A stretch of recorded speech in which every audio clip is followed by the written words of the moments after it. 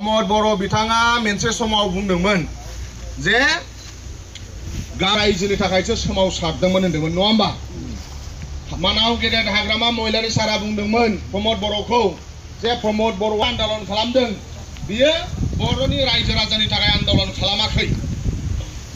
प्रमद बर'आ बुंदोंमोन एमएलए मन्त्रि जानाय गावनि थांखि नङा गावखौनो दिनै एमएलए मन्त्रि जानो थाखाय इलेक्सन गेलेयाखै नङा होमबा ओंखायनो सोमावसाराखै गाव बुंदोंमोन नाथाय दिनै गाव आलादा रायजो नागारा बड'लेण्डनि सोमावसारनायखौ जालदाब दिल्लीयाव दोननानै दिनैसिम जानानै दङ प्रमद बर'आ जेला एबसुनि प्रेसिडेन्ट जायो बै समाव प्रमद बर'आ बुंदोंमोन जे दिनै एनडिएफबि बर'नि माखासे आफादफोरा जेलाव दङ बर'फ्रा एमएलए दङ बर'फ्रा मिनिस्टार दङ अब्ला मानो रन्जन दैमारिया जेलाव थानांगौ होननानै बै समाव प्रमद बर'आ एबसुनि प्रेसिडेन्ट जानाय समाव बुंदोंमोन राजा लामा ट्रेन लामा जथायनायाव दिनै प्रमद बर'आ सिफ जानानै दङ दिनै बर'नि इउपिपिएलनि माखासे दैदेनगिरिफ्रा मिनिस्टार आरो एमएलए जानानै दङ अब्ला दिनै मानो प्रमद बर'आ बे खामानिखौ मावनो हायाखै ओंखायनो सरकारा मावफुंला बुंबाय बिटिआर सुक्तियाव जा दफा दंमोन आवगायहाय बिएलटिनि सुक्ति जानाय समाव मानाव गेदेर हाग्रामा महिलारि सारनि दैदेननाय समाव बिएलटिनि गोबां सेंग्राफ्रा मा होनो बिएसएफ आरो पेरामिलिटारियाव साख्रि मोनदों नाथाय बे बिटिआर सुक्तियाव सासेबो बर' सेंग्राफ्रा साख्रि मोनाखै मोनथिबाय दा ओंखायनो इउपिपिएलनाव एजेन्डा गैया इउपिपिएलनाव जेबो एजेन्डा गैया ओंखायनो इउपिपिएलनो भट होनो नाङा मानो थाखाय इउपिपिएलआ दिनै गंसेबो कलेजबो लुवाखै गंसेबो लामा दालां बानायाखै सब नांगोलासो बानायदों नङा होमबा नोंसोर मिथिखायो नङा होमबा इउपिपिएलनि मा मावनाय नुदों नोंसोरो लामा मावनाय नुदों इउपिपिएलनि मा नुदों नोंसोर दालां बानायनाय नुवाखै इउपिपिएलनि दैदेनगिरिफ्रा मा मावो मिथिबाय जोंनि बिपिएफनि प्राइमारिफ्रा बिमा बुरिनो आइवाइ न' नांगौ जानो गैयैफोरनो PMIY न' नांगौ प्राइम मिनिस्टार आवास योजना नांगौ होननानै सरकारि न' नाम हरबाय मिथिबाय जोंनि बिपिएफआ दा मा खालामदों नोंसोर नुगोना नुवाखैथाय आइवाइ न'खौ इउपिपिएल सरकारा मा होनो लुनो थाखाय बिसोरो सम मोनबाय जों उन्दुग्रा बिसिनायाव मा थायो मिथिबाय लेट थाया होमबा टसक थाया होमबा बै इउपिपिएलनि बिसिडिसि चेयारमेन उन्दुग्राफोरनाव बिसना सायाव टसक थाया 500 थाखा बान्डलसो थायो नुगोना नुवाखै मबाइलबा दंना गैया नोंसिनावबा मबाइलाव नुवाखै फैसा सायाव ओरै उन्दुनायखौ नुदों बे इउपिपिएलनि एकदम बिमा बुरिनि आइवाइ न'निफ्रायबो फैसा जादों मिथिबाय एकदम उदालगुरियाव नुवाखै मा मबाइलाव हरिसिङानि समस्तिनि सिङाव गोलैनाय मोनसे बिसिडिसिनि चेयारमेना रायजो राजानिफ्राय गोरिब गुन्द्रानि आइवाइ न'खौ मामा मामि बिथांमोना बुंनानै जानानै एकदम फैसा सायावसो उन्दुयो 500 थाखा बान्डल सायावसो उन्दुदों दिनै इउपिपिएलनाव जेबो एजेन्डा गैया बेन्सार स्कुल जायजों समाजाव बयनिफ्राय देरसिन सन्मान होयो जे फोरोंगिरिफोरनि साख्रिया जानांगौ होनदों बै इउपिपिएलआ 4 बोसोर जाबाय दाखालि बावै थगायबाय 10टा कलेजआ सरकारि जाबायलै मिथिबाय सरकारि जाबायनानै थगायनानै दोनदों उनाव जोङो बिपिएफआ जों जाजानो लुबैयो मानाव गेदेर हाग्रामा महिलारि सारा बुंदों जे सरकार फैयोब्ला जोङो मोनफ्रोमबो भेन्सार स्कुल आरो भेन्सार कलेजखौ सरकारि खालामगोन होननानै नाथाय इउपिपिएलआ एबसुनि आफादगिरि एबसुनि दैदेनगिरि आरो इउपिपिएलनि दैदेनगिरिफ्रा टिचार फोरोंगिरिफोरखौबो थगायो मिथिबाय रायजो राजाखौथ' थगायनायाथ' बाद दोन प्रिन्सिपाल टिचार प्रफेसारफोरखौबो 10टा कलेजआ सरकारि जाबाय होननानै इउपिपिएलनि दैदेनगिरिफ्रा थगायदों मिथिबाय ना मास्टारखौबो थगायो जों बिपिएफआ मास्टारखौ बिराद सन्मान होयो मानोना ए सरनि उनाव मास्टारफोरानो जोंनि मेगनजों बेखेवनानै होनाय जोंनि गथ' गथायखौ लेखा फोरोङो ओंखायनो दिनै मास्टारफ्रा 10 बोसोर 15 बोसोर भेन्सार स्कुलाव साख्रि मावो दुर्गा फुजा फैयोब्ला आरो क्रिसमास फैयोब्ला बै भेन्सार स्कुलनि मास्टारफ्रा बिथांमोना फिसानो सेन्डेल जरासे बायना होनो हाया दख'ना जरासे बायनानै होनो हाया बै भेन्सार स्कुलखौ सरकारि जाजानायखौ जों बिपिएफआ लुबैयो ओंखायनो जों बिपिएफआ बुंदों बिपिएफनि सरकार फैयोब्ला मानाव गेदेर हाग्रामा महिलारि सारा साफ्रोमबो बेन्सार स्कुलनि मास्टारफोरनो गेरेन्टि होदों जे बेन्सार स्कुलखौ सरकारि खालामगोन जोंनि इलेक्सन मेनिफेस्ट'आव मानाव गेदेर हाग्रामा महिलारि सारा गेरेन्टि होदों जे जोङो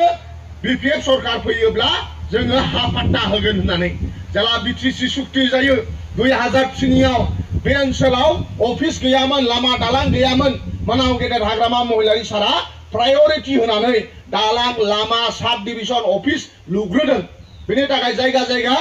हा पाट्टा होनाया बै समाव अफिसखौ नांगौखाय अफिसखौ लुग्रोदों लामा नांगौखाय लामाखौ लुग्रोदों रायजो राजा थाबायनो थाखाय लामा गैया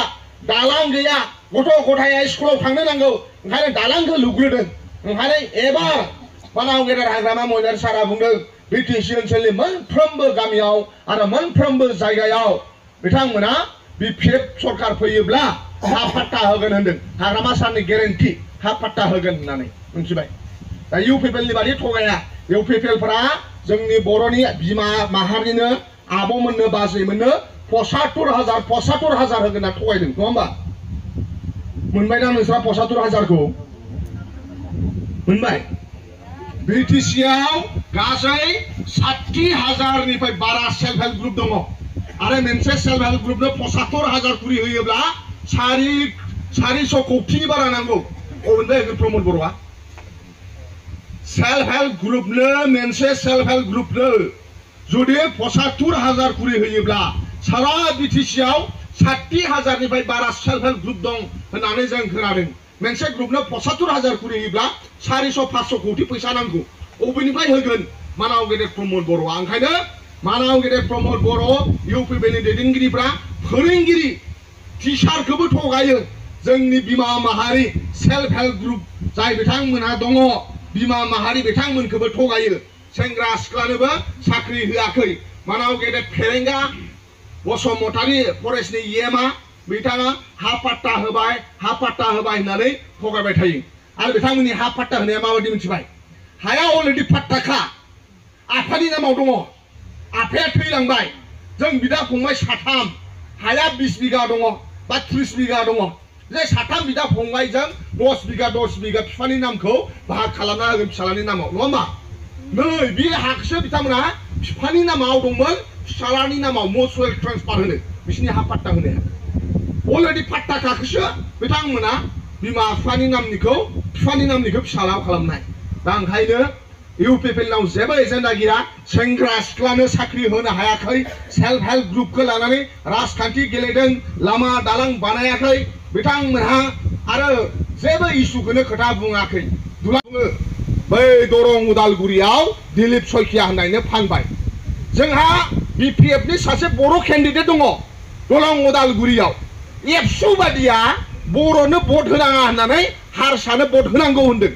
बोरै जाखो एबसुआ माहारियारि आफादबा नङा होमबा दा ओंखायनो दिनैनि एबसुफ्रा एबसु नंला बिथांमोना गाव गावनि पार्सनेल खोथाखौल' सानो बिथांमोना थाखा फैसानि थाखाय बिथांमोना दरं उदालगुरि समस्तिखौ फानबाय ओंखायनो जों गेजेरावनो कुइसन सोंदों जे मानाव गेदेर प्रमद बर'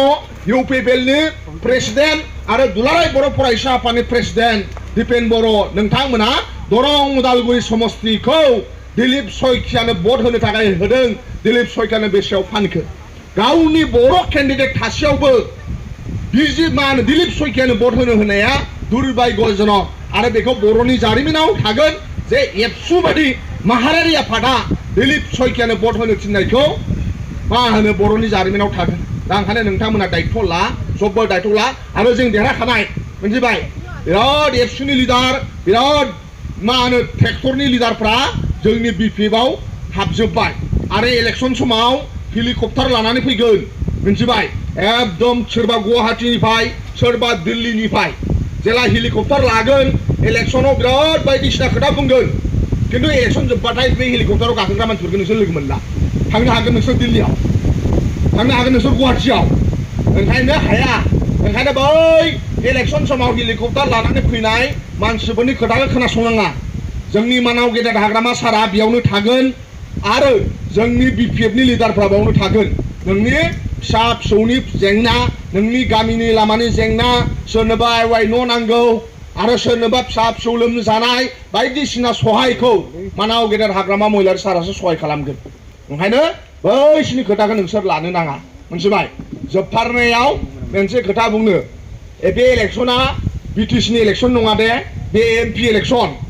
मोनथिबाय आवगायहाय जोंनि एमपिआ हिरा सरनियामोन हिरा सरनिया दा हाइकर्टआ बिखौ केन्सेल खालामबाय हिरा सरनिया गेलेनो मोनला दा बिथांमोननि बेलेग पार्टी दंसै हिरा सरनिया हिन्दीबो बुंनो रोङा इंराजीबो बुंनो रोङा ओंखायनो पार्लियामेन्टआव खोथाखौनो बुङा बियो लाजिनानै थायो दा इउपिपिएलनि केन्डिडेट ट्रेक्टरनि केन्डिडेट जयन्त बसुमतारियाबो बिथाङाबो हिन्दीबो रोङा बिथाङा इंराजीबो रोङा दा ओंखायनो बे एमपि इलेक्शनसो नोंनि बिटिसि इलेक्शनाव हारसा आरो बर' रोंब्लानो जायो एमएलए इलेक्शनाव हारसा आरो बर' रोंब्लानो जायो नाथाय दिल्लीयाव फाथायहरनांगौ नोंनि नरेन्द्र मदिया अमित शाहया राहुल गान्धीया सोनिया गान्धीया असमिया खोथाखौ बुजिया हिन्दी खोथाखौ बुंथारनो नांगोन बे मिथिबायना दा ओंखायनो खाम्फा बरगयारि जोंनि नांगोलनि मानाव गेदेर हाग्रामा महिलारि साहा दैदेननाय बे खाम्फा बरगयारिया बिराद इंराजी गोरों बिराद हिन्दी गोरों ओंखायनो बेबादि बिजाथिखौसो जोंनो दैथायहरनो नांगौ आरो जोङो भट बिदों बिपिएफआ खामानि मावनायनि थाखाय जे जोंनि हाग्रामा सारा कलेज बानायदों मेडिकेल कलेज लुदों इउनिभार्सिटी लुदों सिआइटि लुदों लामा दालां बानायदों फिसा फिसौनो साख्रि होदों बिनि थाखाय भट होनो नांगौ इउपिपिएलआ मा होदों सेंग्रा सिख्लानो साख्रि होआखै गंसेबो कलेज लुआखै गंसेबो दालां लुआखै ओंखायनो बिथांमोना लुथिनोल' ओंखायनो नोंथांमोना दायित्व ला गामियाव सोरबा जुदि बुजिस्लाबाखै ट्रेक्टर दङ सोरबा बुजियाखै बिबार दङ बेजों सावरायनानै जों आखाइजों आखाइ हमलायनानै जोङो नांगोल खालामगोन जों बिपिएफ खालामगोन बेखौ दायित्व ला बुजायलायनानै फै आरो बुजायोब्ला सब बुजिजोबगोन मोनथिबाय प्रमद बर'नि साननाय हनाया मोजां नङा प्रमद बर'आ जोंनि ओनसोलनि थाखाय साना बेयो मालायनि आथिं हबनानै शिब जानायसो मोनथिबाय गावल' शिब जानो मोननांगौ रायजो राजानि दुखु दाहाखौ नाया बिथाङा ओंखायनो जोंनि बिटिसिनि पावारानो खमायबाय 16टा डिपार्टमेन्टखौ दिसपुरनो गथायनानै हर होदों जोंनि बिटिसिनि पावारा खमायबाय ओंखायनो हाग्रामा सारा बुंदों मा होनो प्रमद बर' हाटाव बिटिसि बासाव प्रमद बर' हाटाव बिटिसिनि रायजो राजाखौ बासाय प्रमद बर' हाटाव बिटिसिनि सेंग्रा सिख्लाखौ बासाय प्रमद बर' हाटाव बिटिसिनि फोरोंगिरिफोरखौ बासाय प्रमद बर' हाटाव बिटिसिनि रायजो राजानो हा पाट्टा हो प्रमद बर' हाटाव बिटिसिनि कन्ट्रेक्टरफोरनो खामानि हो प्रमद बर' हाटाव बिटिसिनि रायजो राजाया मोजां रायजो मोनजानो नांगौ ओंखायनो प्रमद बर' आरो इउपिपिएलखौ जोङो जेरैखि जाया प्रेजेन्ट थानो नांगोन नङाबा जोंनि सेंग्रा सिख्लाया दंस जागोन सासेबो साख्रि मोननाय नङा जोंनो जुदि हा पाट्टा नांगौ जोंनो जुदि फिसा फिसौआ साख्रि नांगौ जोंना जुदि आइवाइ न' नांगौ जोंना जुदि लामा दालां जानो नांगौ एकमात्र बिपिएफ हाग्रामा महिलारि सारनि पार्टियाल' बेखौ हागोन नोंसोर दायित्व ला नोंसोरथ' सब लिडार गोजा जोंनि बिपिएफ गोजाखा नोंसोर रायजो राजा नङा जोंनि लिडारखा दायित्व ला आरो जेरैखि जाया बुजाय बिथांमोना सानाव फैनो लाजियो जाहैदों इउपिपिएलनि मानसिफ्रा एसे हर हराव लोगो हम नोंसोरो मिथिबाय लाजियो मानसि नुनायखाय आरो एकदम रायलायथार मिथिबाय आरो इउपिपिएलआ फैसा रानगोन बिसोरो फैसा मिथिबाय 1500 थाखा फैसा रानगोन आरो बे फैसाखौ ला मिथिबाय नोंसोर फैला एमसिएलए फिल्म नायदों नायाखै नायदों ओइ फैला एमसिएलए भट बिनो थांनाय समाव फैसा होबोदों ना साख्रि बिनो थाङोब्ला मा बुंनो बेयो फैसा होफिनो होननानै नङा होमबा बे मिथिबाय जै नोंसोरो बे इउपिपिएलआ खामानि मावाखै खेला आरो मेला खुंनानै फैसा खामायदों मिथिबाय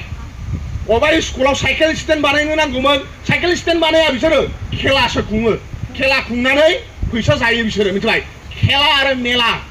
इउपिपिएलआ बेखौल' खुंनो रोंगौ खेला आरो मेला मिथिबाय इडुकेसननि बिसिबां साइकेल स्टेन्ड बानायनाय क्लास रुम बानायनाय गथ'फोरनो बेग होनो नांगौ गथ'फोरनो ड्रेस होनो नांगौ इडुकेसन फैसाखौ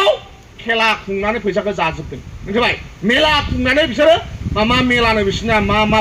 बानायज मिलानो बिजनेसमेन मेला खुंदों बिसोरो ओंखायनो इउपिपिएलआव बिराद फैसा दङ बिसोर लामा बानायाखै लामा बानायनांगौ फैसाजों स्कुल बानायनांगौ फैसाखौ स्कुल बानायाखै बिसोरनाव दंजोबथारो ओंखायनो इउपिपिएलनि बिसिनेस चेयारमेना नुवाखै फैसा दोननो जायगा गैला बिसनानि लेबखौ बोखारनानै बिसनानि थसकखौ बोखारनानै 500 थाखा बान्दोंसो जाबनानै लाबाय बिनि सायावसो उन्दुबाय फैसा सायाव उन्दुबाबा माबायदि सिमां नुयो नङा होमबा फैसा थानायबा उन्दुलायगौमोन जोंबो नङा होमबा